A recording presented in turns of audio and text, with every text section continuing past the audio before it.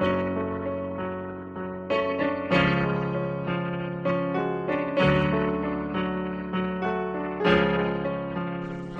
listeners, thanks for dropping in.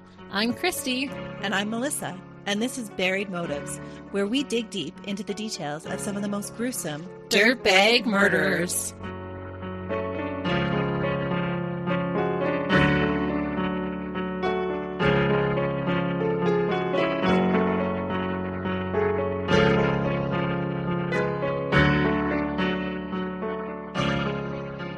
Welcome back to Buried Motives. Today we're going international again, and so I apologize. I'm going to mispronounce some things. I know I am. We're really sorry. Sometimes the names are just really difficult to say. That's right. And they're different when you're doing ones from different countries. Our accents just make them sound different. So we apologize. Yeah. But we don't mean any disrespect. No. We're taking a little trip around the world. We're going to be in Japan. We're going to be in Paris. And we're even going to have some Dutch names. So those ones are so hard. Wish me luck. But before that, hey listeners!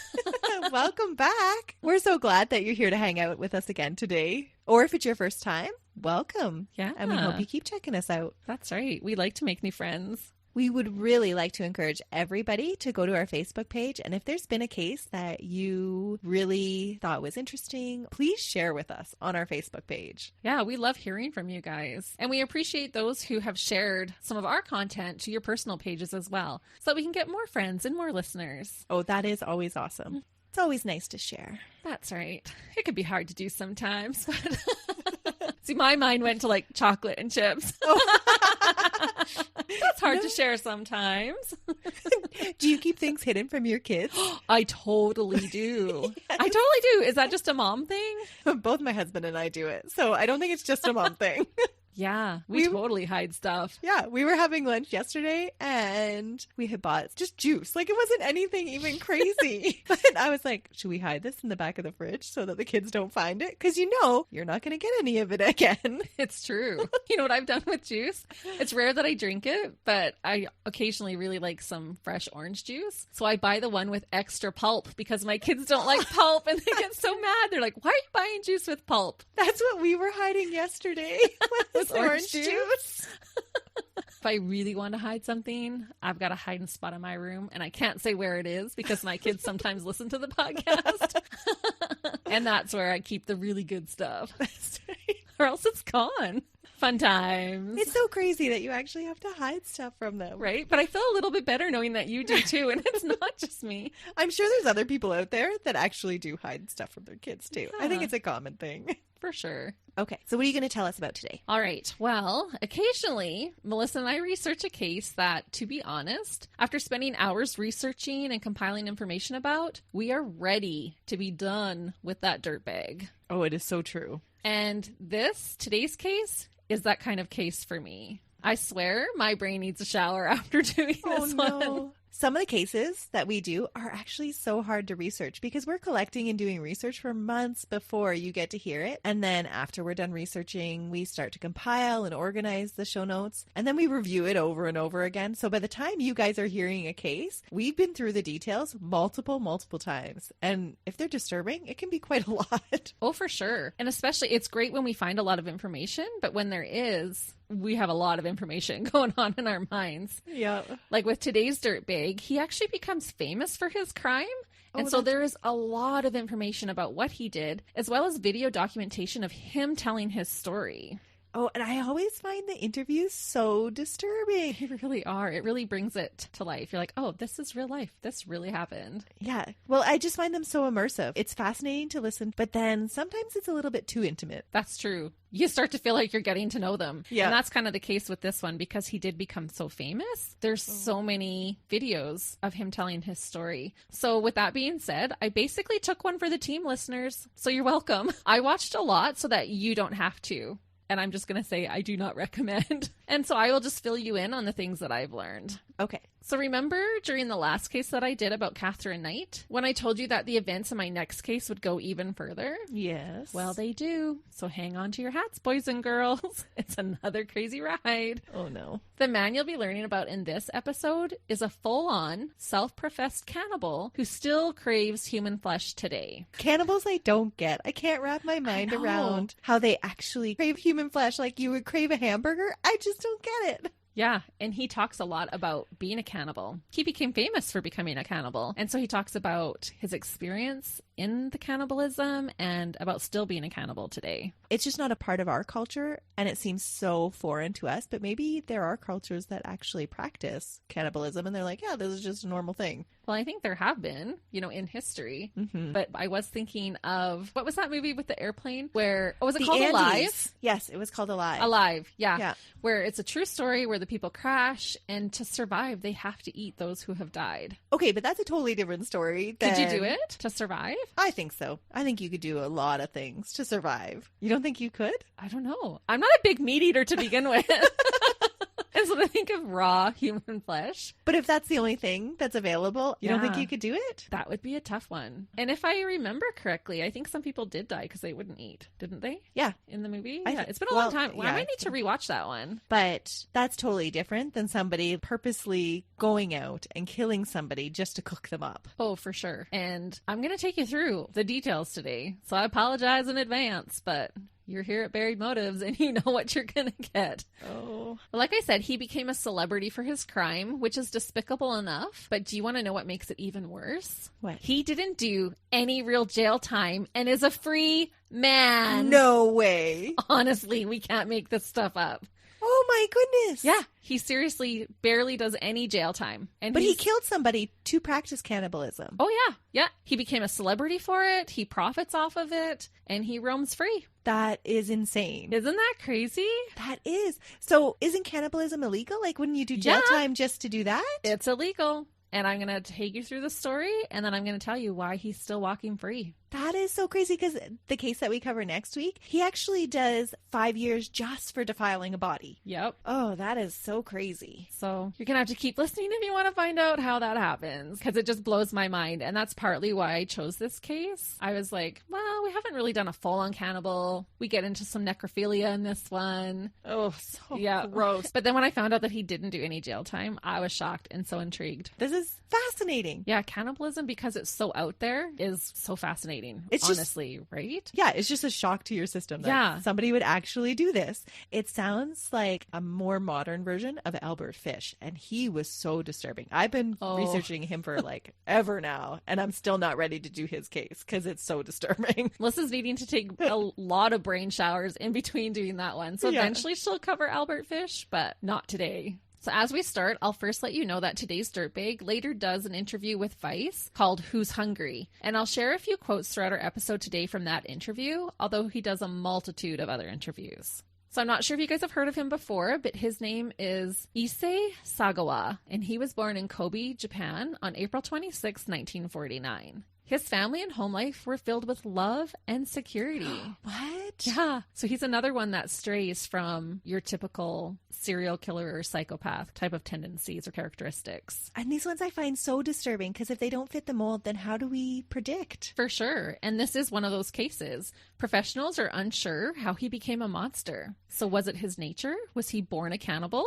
Oh, that is so disturbing. Yeah. So after you hear this case, let us know what you guys think. Issei's father was a very successful businessman. He was president of Kurita Water Industries, which is a multi-billion-dollar company that manufactures and deals with water treatment chemicals in Japan. His grandfather was an editor for a large newspaper company, which was one of the 4 largest in Japan. So I wonder if that's where he got his want to be famous and granting all these interviews and... No, I don't think he knew this was going to make him famous. Oh, okay. But he obviously lived a very comfortable life. Yeah. Money was not an issue whatsoever. Issei's mother was able to stay home and raise him and his brother. Stay at home mom. Yeah. When pregnant with Issei, his mother unfortunately fell down the stairs and Issei was born prematurely. He was so tiny he could fit into the palm of his father's hand. Issei quickly developed enteritis, which is a disease of the small intestine. Doctors treated him with injections of potassium and calcium. Because of his health issues, Issei grew up very weak and frail. He would only reach 4 feet and 9 inches tall as an adult. Oh, wow. Yeah. Not often would I feel tall around someone, but I could feel tall around Issei. So I wonder, here's me speculating already. So I wonder if he thought that eating human flesh was just that extra bit of nutrition, or like that's what he needed even more because he was so small and because he was so malnourished. Well, we're going to get there. Okay. Was there oxygen deprivation during his delivery? That I don't know. All we know is that he was delivered prematurely. From a fall, though. Could he have sustained a brain injury? Yeah. From Did they in the do any womb? scans afterwards? There's nothing that says. Oh. Well, he was born 1949. Oh, okay. But it would be so interesting now to look back and see if they've done scans on his brain even now to see if is there something in there that actually makes him crave human flesh. Well, he's a free man. He's not even incarcerated for them to do tests and that type of stuff on him. If you were a little bit weird, would you want to find out the reasons why? To be honest, we're going to get into some of his statements. I think he's quite happy being a cannibal. But he doesn't still practice today, right? Well, who knows? You're grossing me out. We're going to get there, I promise. Oh, okay. Sorry, I'll stop jumping ahead. But what if... Melissa always wants to know the end right at the beginning. You have to let me take you down this road. Okay. All right. His younger brother was born 2 years after him, but they were very similar in size as kids, and so they were raised almost as twins. Issei talks about how even at a young age, he had cannibalistic urges. And this is why I ask, could he have been born a cannibal? As a child, his favorite fairy tale was Hansel and Gretel, which I know we talked about before. It's about a witch who likes to eat children. And when he was young, his uncle would play a game with him and his younger brother where he would pretend to be a monster. He would dress up and pretend to be a monster, and he would scoop him and his brother up and pretend to lure them into a pot to cook and eat them. What? Yeah, and Issei's father would have to come and rescue them. So was their uncle a cannibal? No, it was just a game that he played. I have never played that game with any kids or had that when I was young. That's a weird game. Well, and I was going to ask about that because it seems pretty harmless, but it wasn't for Issei. It became a core memory for him and he loved it. He reflects on that game with fondness. But I thought, have you ever done where I got your nose? Oh, and you pretend to like, you know how you put your thumb between your fingers and you pretend to like steal a little kid's nose? But you don't pretend to eat it. No, but I did when my little girls would, and this is maybe really bad and maybe I'll cut this out, but I would tease them when they would stick their tongue out at me that I was going to cut their tongues and make tongue soup. I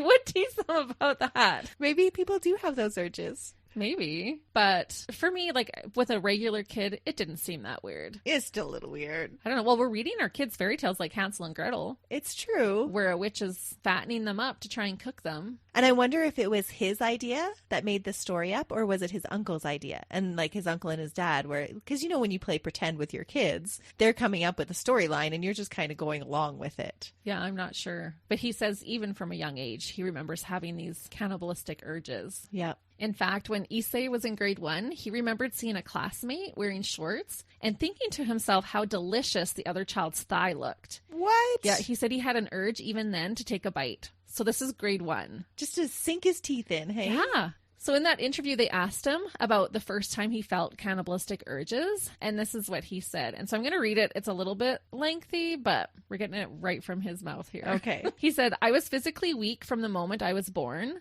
My legs were so skinny and they looked like pencils. I was in the first grade of elementary school when I saw the quivering meat of a male's classmate's thigh, and I suddenly thought, that looks delicious. But I'm not homosexual, so from around the time I entered junior high school, I became obsessed with the Western actress Grace Kelly, an obsession that lasted right through high school. That was the beginning of my infatuation with Occidental people. Before I knew it, tall, healthy-looking Western women became the trigger for my cannibalistic fantasies. I guess my infatuation with such women stemmed from the fact that I was short, ugly, and had an inferiority complex, and therefore sought people who were the exact opposite of myself. Eventually, I began feeling a strong desire to bite into them. Not to kill them or eat them per se, but merely to gnaw on their flesh. It was purely a form of sexual desire.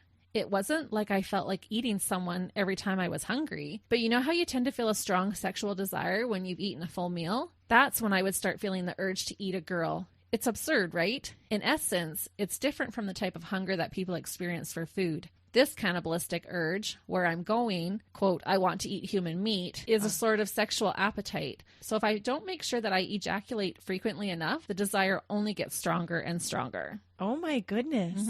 So there's some of your answers already. Interesting. Yeah. So later in life, as karma would have it, Issei would become impotent, only making his cannibalistic desires increase. Okay. But I was like, that's some good karma right there. Well, and I'm thinking, if he was getting off every time he felt those urges, wouldn't that just further reinforce it? Oh, I'm sure. Right? Yeah, it would be a positive reinforcement for him. So Issei does actually speak about his first sexual experience, and I apologize because there's no good way to transition into this next statement. But as a child, Issei experimented with bestiality. His family, they were very loving, but they were quite conservative, and they didn't discuss anything about sex with him or his brother. So when Issei experienced his first erection, he was frightened and thought maybe something was wrong with him. Oh no. He thought he was ill. So not knowing what to do, he had the dog lick him to help him out. He said later that this aided in skewing his thoughts or beliefs about sex. So he had the dog lick him until he got off? Yeah. So the very first time he ever... Wow.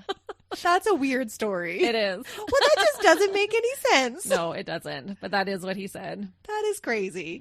I don't buy it. I'm just going by what came out of his mouth. I watched the documentary and listened to him talk about it. So that's what he said. And really, like, why would you want to admit to bestiality if it didn't actually happen? Well, why would you want to admit to cannibalism? Yeah, I don't know. Yeah. All right.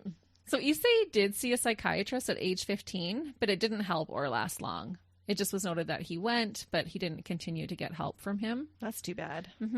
Because Issei saw himself as someone who women would not conventionally find attractive, he began to obsess over the perfect woman. Like I said earlier, he fixated on women who were the opposite of himself, tall white women with blonde hair and usually blue eyes. Issei was introverted and not at all athletic. He soon developed a love for literature. He attended Waco University in Tokyo and completed a master's degree in English literature at Kwansei Gakuin University. When Issei was 24 years old and still attending Waco University, he fixated on a tall, beautiful German woman. Ooh. One night, he followed her home and waited for her to fall asleep. Once the woman was sleeping, he broke into her apartment by crawling through her window. So once he was inside, he looked around for something to knock her out with. He saw an umbrella and decided that that would do. With his weak little arms? Yeah. Yeah, right. He was hoping he could knock her out. You're going to like this story.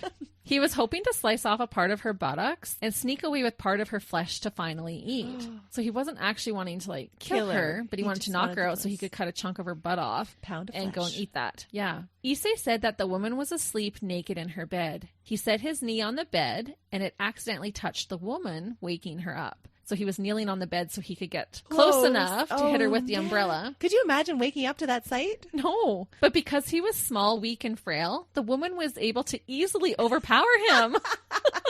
It sounded like she had him pinned to the floor.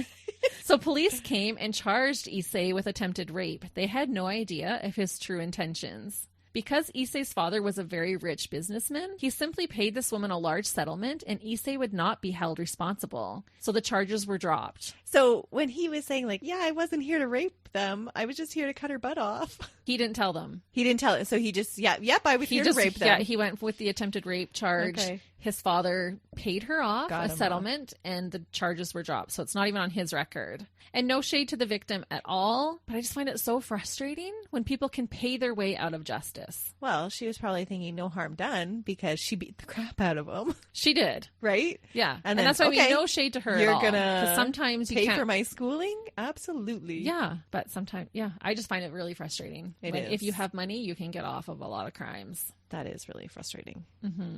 So in 1977, at the age of 27, Issei decided to move to Paris, France. He started to work on getting his PhD in literature at the Sorbonne University there. While in Paris, Issei's desire for human flesh would only grow stronger. That is so disturbing. It is. He said, quote, "Almost every night I would bring a prostitute home and then try to shoot them. But for some reason, my fingers froze up and I couldn't pull the trigger." Just like his impotence. Yeah. Well, that's later. Oh, Right now, sorry. yeah, right now he's okay, but later in life, after all this happens. Oh. But I thought, imagine being one of these women and reading about their near-death encounter with him later in the news, because he would be memorable. Yeah, right? because he was so weak and scrawny looking. Yeah, and he's this short. 4'9" Japanese man in Paris. He's going to stand out. So as a prostitute or a sex worker, you're going to remember him. And then finding this out, I'd be counting my lucky stars, that's for sure. Yeah, that you didn't become one of his meals. Yeah, because he said he tried. It wasn't even that it was a moral thing, he said. He just said his body froze and he couldn't do it. So not only was he a little weakling, but he was a chicken too. Oh yeah, he's like a human slug. I have nothing good to say about this man. Eventually, Issei would turn his focus to one woman in particular, Renee Hartevelt. Renee was a 25-year-old Dutch student studying alongside Issei at Sorbonne. She was tall, blonde, and beautiful. She was actually over a foot taller than Issei. I was just going to say, she's Dutch. She's got the blonde hair, blue eyes. Oh yeah, she's perfect, and he becomes infatuated. He's 4'9", and she was like 5'10". Oh, wow. So she was like even tall for a woman then. Oh, yeah. Gorgeous. Renee knew 3 languages and was working on getting her PhD in French literature.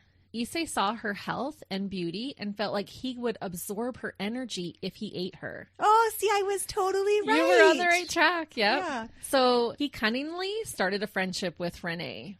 About Renee, Issei said, quote, "I spotted the girl who would later become my victim in one of my classes at university. All of the French women I had met before then were beautiful, but were stuck up and totally out of my league. In contrast, this girl was so friendly and warm. I found out after the murder that she was Jewish, which is probably why a Japanese guy like me felt an affinity with her. In any case, we became friends." Which just makes it that much worse, right? That she was actually kind to him and a friend when nobody else would be, and this is what he does to her? Yeah.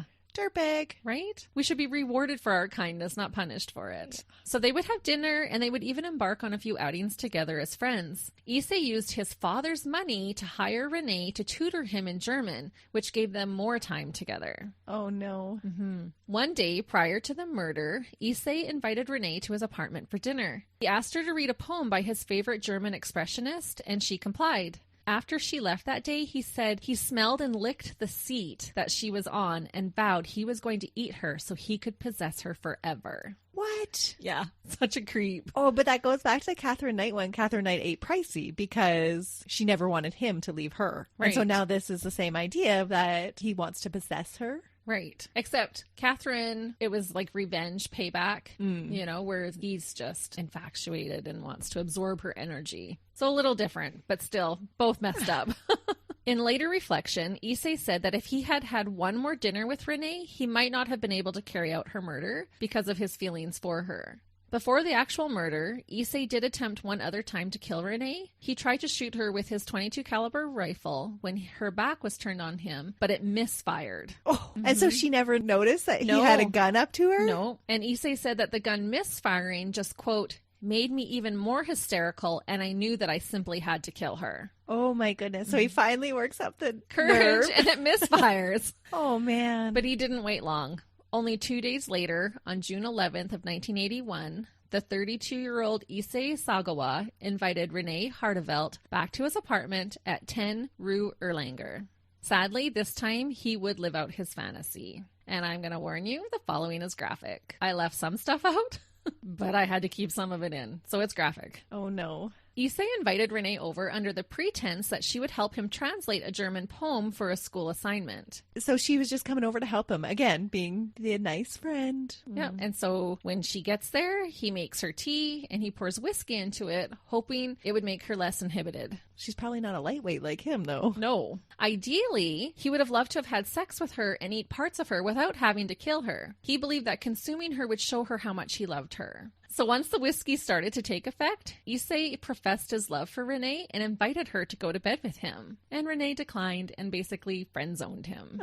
She's like, I like our encounters, but I just don't feel for you that way. Yeah. That's a huge rejection on his part. For sure. So did it make him angry? Well, he tried to just move on. Like, let's not make this uncomfortable. We'll just move on. And so then he asked her if she would read that German poem for him and let him record it so that he could use the recording to study later. So Renee agreed. Harmless, right? So Issei had her sit at his desk with the cassette recorder. This is back in cassette days. The Walkman. Yep, we had them. Did you guys? Renee sat with her back towards Issei and began to read the German poem. Issei went and got his gun, stood behind her, and shot Renee in the back of the neck. He said that for a moment after he shot her, she continued reading before falling to the floor dead. Why in the neck? I don't know, the back of the neck. Maybe he thought he would just sever the brainstem. I'm not sure. Oh, okay. Maybe he thought it would be quick and painless then that way. Maybe. Who knows what he was thinking? Actually, does he tell us later? Well, he does. Okay. In Issei's words, this is what he says. He says, quote, I slowly crept up from behind, took a deep breath, held in when my lungs were half full, and pulled the trigger. This time the gun went off. The girl died instantly without feeling any pain. The autopsy showed that the gun wasn't powerful enough to send the bullet through her skull, so it just kept spinning around and around in her head. For a split second, I thought about calling an ambulance. But then I thought, hang on, don't be stupid. You've been dreaming about this for 32 years, and now it's actually happening. That is so wrong. On so many levels. Yeah. But I thought he shot her in the back of the neck. How it was bullet spinning around in her head. He's shorter. Maybe he was pointing up. I don't know. Oh, maybe. I don't know But what she the was angle sitting. the gun was at. Yeah, that's true. Hard to say. But regardless of all of that, being the spineless slug of a dirtbag that Issei is, he said that after he first shot her, he fainted from shock after killing Renee.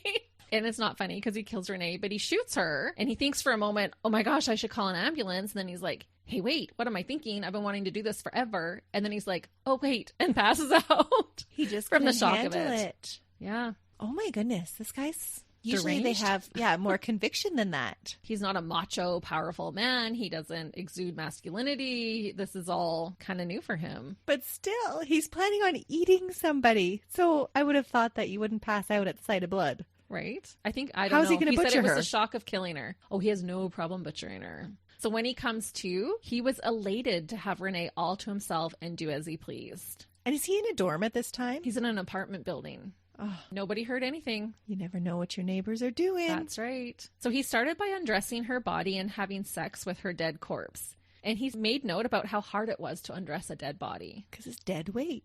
Well, and he's a little weakling. He says that he is. Like, he's got tiny little arms. He doesn't have a lot of muscles. Yeah, so he had a hard time undressing her, but he did it. And then he went on to have sex with her body. Oh, that is disturbing. After that, he was ready to feast. He wanted to try her right butt cheek first. He thought the left butt cheek was too connected to the heart and would have more blood. But he found the bottom most enticing. I know. What? I don't understand his thought process.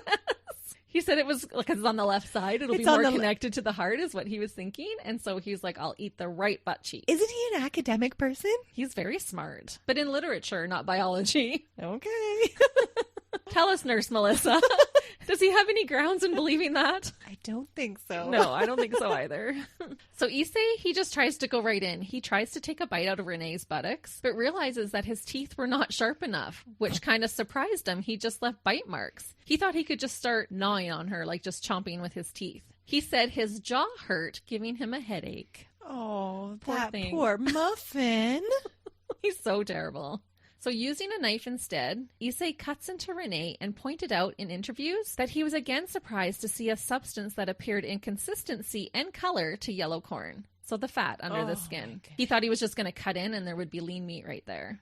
So you would think that he's been fantasizing about this for, he said, 32 years, but he had never picked up an anatomy book? I guess not. And he wouldn't have had internet back then to search it. No, but he's To in Google. university. You figure you go to the library and do some research. Yeah. Honestly, if you were going to do something this extreme, why the heck wasn't he doing his research? Why didn't he know what to expect? Well, he had never actually cut into anybody. I know, right? but you can look at anatomy pictures Oh, and figure out that definitely. there's going to be adipose tissue there. Yeah, definitely. He just said it looked like corn, and so he was kind of surprised. So then he says how he had to reach his hand in and take out a piece of flesh. And so I'm going to read you his quote about that. He said, quote, "The moment I saw the meat, I tore a chunk off with my fingers and threw it into my mouth. It was truly a historical moment for me. That said, it wasn't like I was lusting over the fact that I was cutting up her dead body, so it's difficult for me to revisit the incident and talk about it, even now. This must sound rich coming from me, but the moment the girl became a corpse, I realized that I had lost an important friend and even regretted killing her for a moment. What I truly wished was to eat her living flesh. Nobody believes me, but my ultimate intention was not to eat her, nor necessarily to kill her. To this day, I still think, quote, if only she let me taste her just a little bit." What? What a dirtbag. So are we supposed to feel sorry for him that he lost his friend? And so self-centered. If she would just let me eat her a little bit. Yeah. Melissa, can I take a chunk out of your butt? Just a little bit? Well, I do have ample. Because isn't that what true friends do? Let you just gnaw on them when they get the inclination? I would prefer if you took it out of my love handles. That's true. Hey, get a straw. A new way of liposuction. Gross. So upon eating her flesh, he said, quote, "It melted in my mouth like raw tuna in a sushi restaurant." Issei was now euphoric to have this beautiful body to do with what he wanted. He would keep her body for 2 days. To make things easier for himself, Issei went and got an electric knife and proceeded to carve up pieces of Renee. So he continued to perform disturbing sexual acts with her mutilated body and tried eating different parts of her body and face. He tried cooking some as well as eating some of it raw. He said he didn't like eating the breast because it was too greasy, but he discovered that he enjoyed eating her thighs best. Yeah, he says later that the neck is actually the best meat, but there's not a lot of it. So if you really want to feast, go for the thighs. This is so disturbing. So he's like now goes on to do interviews about recipes and cooking techniques. Just wait. Like I said, my brain needs a shower after this one. So about eating her human flesh, he said, quote, "I had no idea that it would taste so good." He also said, quote, "I actually felt a sort of sexual pleasure in eating her, as if my inner body was on fire. Also, you know how beef or whale meat has a sort of beastly smell to it? Human meat is odorless. I actually believe that human meat is the tastiest of all meats. It doesn't have any of that gamey animal smell. When I ate some more a couple days later, just before I got arrested, the meat had become sweeter and it tasted great." Oh, so you should age your human steaks. I guess. I don't know. I'm not feeling very hungry right now. Oh, that's gross. So inside his fridge, police would later find large amounts of Renee stored in plastic bags. So he was eating as he was going, he was testing it out, cooking some, eating some raw, and saving some for later. Was he still having sex with her body too? Oh, yeah. Oh, whatever gross. parts were left. Yeah. With her missing big hunks of flesh out of her body, he was still having sex with her. He was still, yep. Oh, this guy is gross. Yeah, he is. And I don't go into much of that because I felt like maybe that's a little too much all in one episode. But yeah, because I asked the question. No, but he talks about specifics on how he does that. Oh, that's so disgusting. So in the fridge with all these body parts, among the pieces of flesh, police found Renee's lips. He kept them to savor later since he had previously fantasized over chewing on them. He's like, I'm saving these for later. Oh. Issei documented his process by taking pictures of each stage, and he re-listened to the voice recording of when he shot Renee. So with all this evidence, how did he not get charged for a greater amount of time? You're going to find out. So the first night, once Issei was exhausted, he took what remained of Renee to his bed with him. He wanted to cuddle her and have sex with her body again. With missing parts. Yep. Oh, gross. I won't go into morbid details about that, but it is sufficient to say that this man is evil beyond description. After having her body in his apartment for 2 days, he noticed that several flies were swarming her body, so he sadly realized that he would have to get rid of her. He used a hatchet and he cut what remained of Renee into pieces. He said that when he decapitated her and held up her head, quote, "I realized I am a cannibal." Oh, he didn't know it before when he was eating pieces of her? It was just a moment that it cemented it in him. Like, yes, this is who I am. Self-actualization right there. Yeah. This guy's disturbing. Unfortunately, just not in a healthy way. Yeah. Issei got 2 large suitcases and filled them with what was left of Renee's body and called a cab. The driver helped him to load the suitcases and made a joke about how heavy they were. The driver jokingly asked him if he had a dead body in them. Oh, if he only knew. Yeah, and how many times do we say jokes like that? Like, what do you got, a dead body in here? Like, if something's heavy?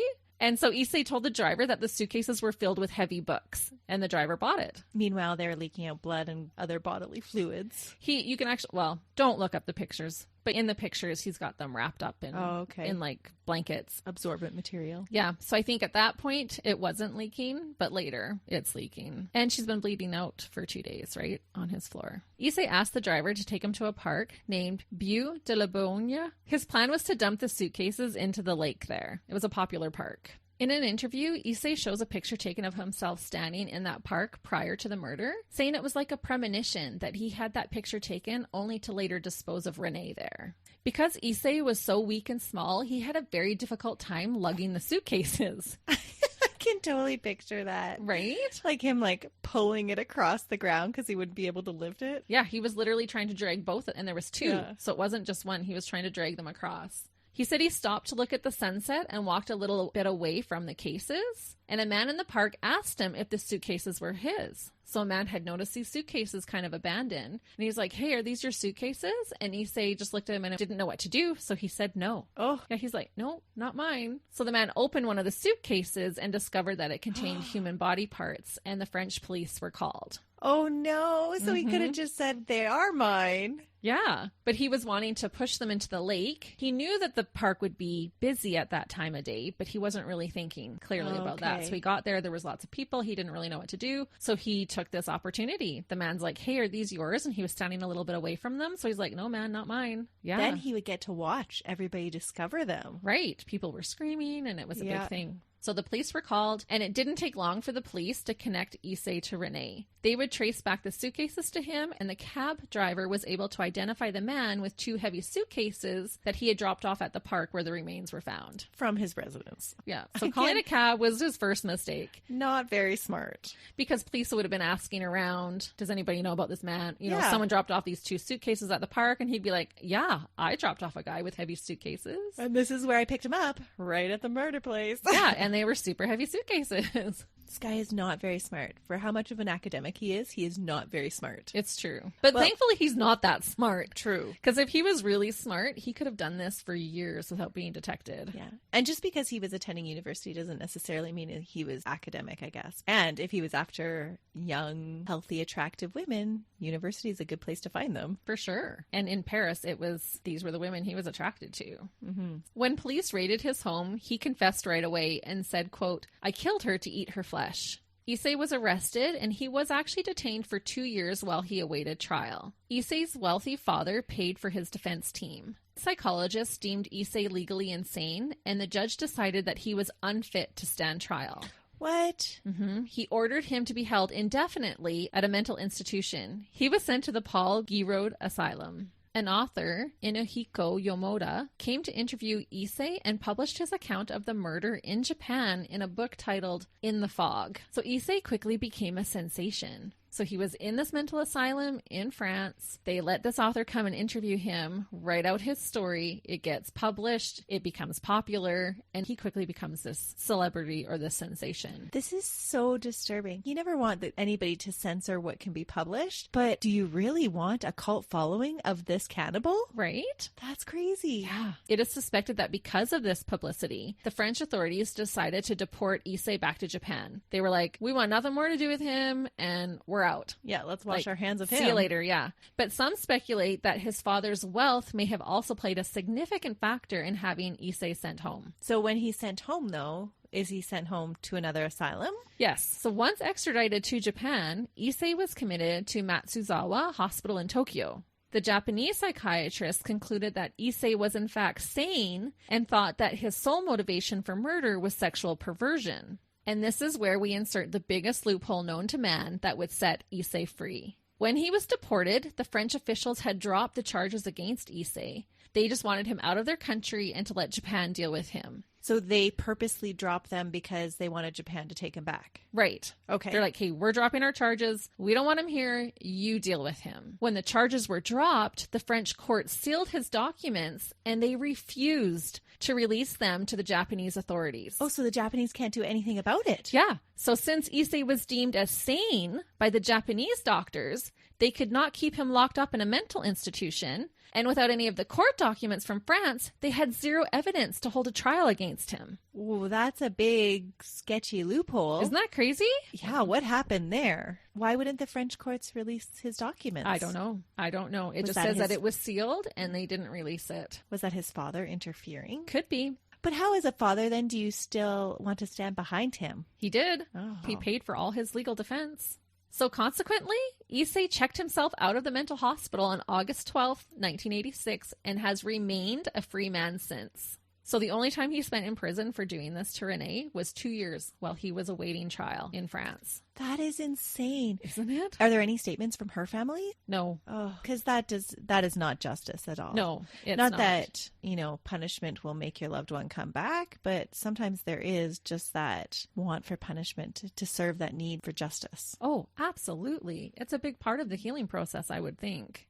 So naturally, we would think that Issei Sagawa's story should be over now, right? It's not? Nope. Oh. Wrong. After being released as a free man, he became sensationalized, which led to international publicity. And so I'm going to talk about that. That is what happens so for him. Crazy. Mm-hmm. And again, like, are there some things that we should not be publicizing just so it doesn't reach that fanfare stage? Right. Like we talked about this in the Mary Bell case, Mm-hmm. how she was able to earn money from telling her story. Well, Issei goes on to make a whole living off of what he does. So he was given roles in pornographic movies. I watched a documentary where his co-star had no idea what he had done, and the director had him tell her after they had already had sex about what he did to Renee, and then made them continue to have sex. So the director wanted this shock factor. She cried about it when she spoke about it, but afterwards, her and Issei would end up becoming friends, which I don't understand how that happens. No. During some of the movies, he performed reenactments where he bites other actors. He published books about his murder and cannibalism. One of them even contains the photographs that he took of Renee's mutilated body. And listeners, you can't unsee these photos. How horrible for her family. Right? So he's released this book telling about what he did, and there's the photographs that he took as he was documenting it stage by stage. How does that get published? That is so wrong. Yeah. And to date, he has published about 20 books. Wow. And so he's profiting off of his crime. Oh, yeah. This is the only way he's been able to make money is off of his crime. Included in these 20 books is the one about his murder, fictional novels about cannibals, and even manga novels that graphically depict what he did to Renee. What are manga novels? Kind of like graphic novels. Oh, okay. Japanese graphic novels. He's actually quite the artist, and he does the illustrations. Yeah, he does the illustrations for it. Oh, that is so disturbing. Mm-hmm. People buy these because they don't think it's a real story? I think because it's just so out there. That is so messed up. And so this next one is even more messed up. There's a Japanese magazine called Spa. They hired him to write restaurant reviews. No. So remember you were talking about recipes and stuff? So he doesn't actually publish recipes, but he writes restaurant reviews. So I wonder if normal food doesn't hold the same appeal anymore now that he's tasted human flesh, which is I'm sure the it best doesn't. kind. Yeah, he says it's the best. Oh, this is gross. So this magazine is trying to profit off of, we're going to have this famous cannibal review restaurants. So they're little dirtbags too. Yeah. Issei was almost hired by a French language school because the manager was impressed by how courageous he was in using his real name. But the employees protested and he was thankfully rejected. The manager was like, well, good for him. He's trying to make a living. He's using his real name. He's owning up to it. And the employees are like, nah, bro. Mm-mm. Because he hasn't been reformed in any way. No, not at all. Between 1986 and 1997, Issei was invited frequently to be a guest speaker and commentator for different events, including talk shows. As a talented artist, Issei had been able to sell paintings of nude women as well as gruesome pictures that he had made. Issei would say that being forced to make a living while being a known cannibal and murderer was a terrible punishment, although he seems to have more basked in it than anything else. But he talks about how hard that was, how it would have been easier to be in prison because I've had to make my living off of reliving my crime all the time. Yeah, I do not understand this guy. Just so self-centered. Daddy's paid for everything, got me out of everything. And now this is what I have to resort to. I have to perform in pornographic movies and I have to pretend to bite people and I have to write my stories. Yeah, because somebody's holding a gun to his head making him do those things. No. Go work at 7-Eleven. Yeah. Oh, yeah, because Daddy's got all the money. Yeah. Yeah, both his grandfather had a huge amount of money, his father a huge amount of money, so it doesn't make sense to me. Doesn't at all. And I know we've talked about this before, but in my opinion, he shouldn't be allowed to make 1 penny on sensationalizing his crimes. No. Mm-mm. And I just keep thinking of that woman's poor family. I know. That's crazy. Because education and newsworthy or for the purpose of news, in my opinion, is totally different than actually selling it for just entertainment. Absolutely. Or even that magazine having him write reviews for restaurants, right? That's just trying to make a buck off of it. It is just so wrong. Yeah. He was reported saying, quote, "The public has made me the godfather of cannibalism, and I am happy about that." Oh, but I thought it was so hard of a life for him. Right? Get your story straight. You dirtbag. He apparently had a website where he discusses his crime and explains why cannibalism isn't really that bad of an act. And so he seems to remain unremorseful. Well, how could you be remorseful if there's no accountability? Right? I guess you can be remorseful if there's no accountability, but But he's not been held accountable. No, he's not not at all. had to pay for his crime at all. In fact, he's earned money off of his crime and fame. In 2005, both of Issei's parents died, and he was prevented from attending the funeral. Because of his family? Did they drop him? It doesn't say. It just said that he was not able to attend the funeral, or he was prevented from. So someone didn't let him. I wonder who that was. So maybe Daddy isn't paying for all of his No, both of bills his parents died. at the same time? Yeah, in the same year. It doesn't say how or anything like that, but in 2005, they both passed away. And he does talk about how that was hard not being able to go to their funeral. In 2013, Issei's nervous system was permanently damaged from a cerebral infarction, which is basically like a stroke, I believe, right? Yep. Okay, so that happened to him in 2013. He suffers from diabetes, and he had 2 heart attacks in 2015. It was last reported that he lives alone and needs daily assistance. And his younger brother, as well as paid caregivers, look after him. So his younger brother is still in his life. When his brother asked him during an interview if he would ever eat him, Issei just gave an empty stare and was silent. He didn't answer. What? Okay, that's when I would stop taking care of him. And Yeah, he's like, well, I'm your brother. Would you eat me? And he just kind of stared blankly and didn't say anything. And this guy like, was next voted question. not insane. Yeah, not insane. Oh, but his brother takes care of him, like provides for him. Yeah, so I'm assuming family money is still coming his way. So just a quick mention before I continue, since I'm always curious about how different murders are depicted in the media. Issei wasn't the only performer to use his crime for fame. Many songs, movies, and books have been made about him, but one of the more popular ones that I thought that I would note was that in 1983, the Rolling Stones released a song about him titled Too Much Blood. Oh. Yeah, and it's a terrible song in my opinion. It's not even a good one, but yeah, they have a whole music video made to it even. A music video? Yep. It must have been such a craze then. So that's like international sensationalization on it. When asked, Issei says that he can't really explain the tendency he feels towards eating a woman. He says, quote, "It's simply a fetish. Besides, I only wanted to bite into her and have a little taste, rather than actually consuming the meat. Of course, I still have this sexual appetite of wanting to eat a beautiful woman's body. For example, if a normal man fancied a girl, he'd naturally feel a desire to see her as often as possible, to be close to her, to smell her and kiss her, right? To me, eating is just an extension of that. Obviously, the general public doesn't understand. But the thing is, sure, I want to eat the girl, but I don't necessarily want to kill her in the process. Once she's dead, she's merely a corpse. A thing. If possible, I'd like to eat her alive. Frankly, I can't fathom why everyone doesn't feel the urge to eat, to consume other people. Don't you ever feel like this?" No, Issei, we don't.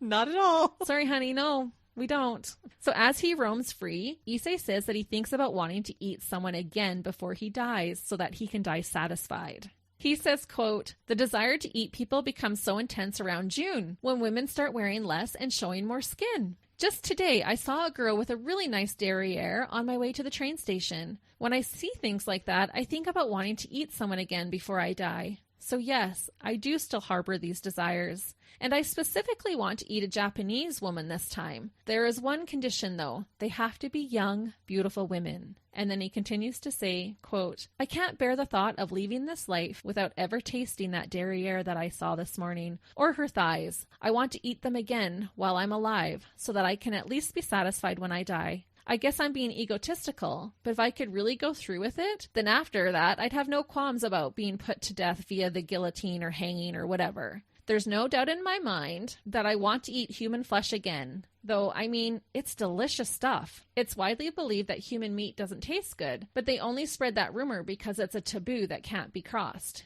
If people found out the truth, I'm sure that men would all start eating women. They don't talk about it because it will create pandemonium, but I tell you, human meat is extremely tasty. Why is this man allowed to live free? It's the most crazy, unfathomable thing to me. He's talking about how he wants to eat someone else before he dies. Lock him up now. Yeah, and he's still alive. So who knows if he will or not. He never did his time for his crime before, so let's lock him up now so that he doesn't eat somebody else. Right. And he's saying, I'm like, at this point, I'd gladly die by the guillotine or hanging. Like, it would be worth it to me if I could do that one last time. So before I end, because I'm sure you're just as done with him as I am, I'll finish the episode with how Issei himself says he would like to die. Issei describes his fantasy of being tortured and eaten alive by a beautiful woman. He basically wants his cannibal self to be cannibalized. He gives this invitation. So listen up, listeners. This is what he's inviting. Quote, I would like to invite any woman who wants to kill me to step forward. Beautiful women only. That would be the ideal way for me to die. Maybe they can shoot me up with morphine so that I don't feel any pain. Although... Because he's a weakling. He is. Although I guess the pain is part of the pleasure. Dying instantly is boring, so I want to savor the process of being killed. An alternative would be to drown in female saliva. Wouldn't it be wonderful to be covered all over with women's spit? Oh, I know, so gross. It makes me gag. If I could die drowning in it, that would be my ultimate dream come true.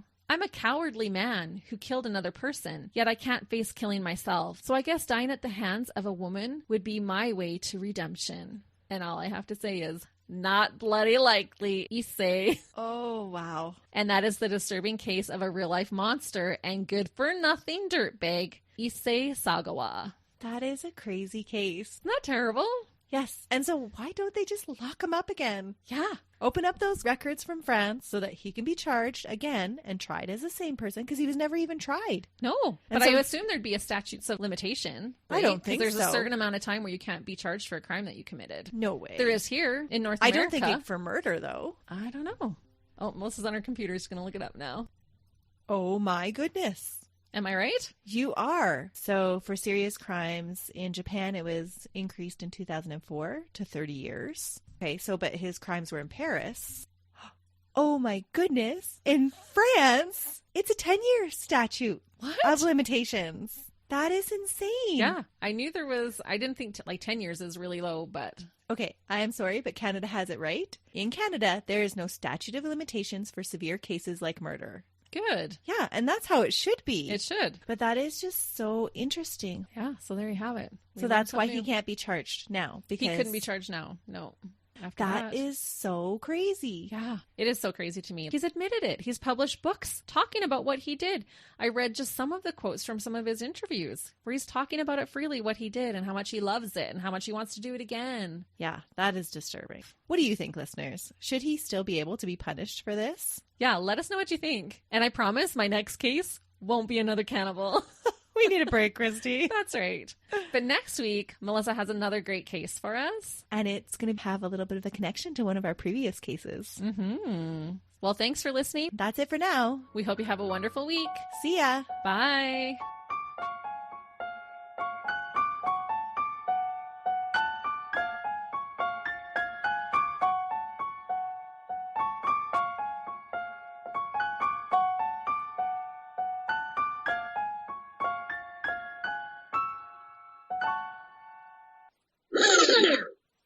All right, testing again, because we keep moving all over the place today. That's what we should talk about, butchering names. He actually put thought into actually eating another human being. Actually, yes. Actually. You can take all of my actuallys, but... Well, and I wonder if that's just like our ethnocentrism, whatever that word is. The ethnocentrism? Centricism? Because they had lots of money. Because they had lots of money. Because they had lots of money. So because they had lots of money, I can't say money. I'm looking at the word. My brain's doing a weird thing right now. Take 24. He did it too many times. There's a warning. Why do you say stuff like that? Then I have to decide, do I leave it in or do I delete it? That's my story, and I'm sticking to it. I honestly didn't think we were going to discuss this that much, but then I forgot who I'm recording with. Okay, good night. We're done. I tried. Ooh la la. You nibble, you don't bite. At least we're not cannibals. Oh, yeah. Hey, when you are having a rough day and you need to set that bar kind of low, you can say, at least I'm not a cannibal.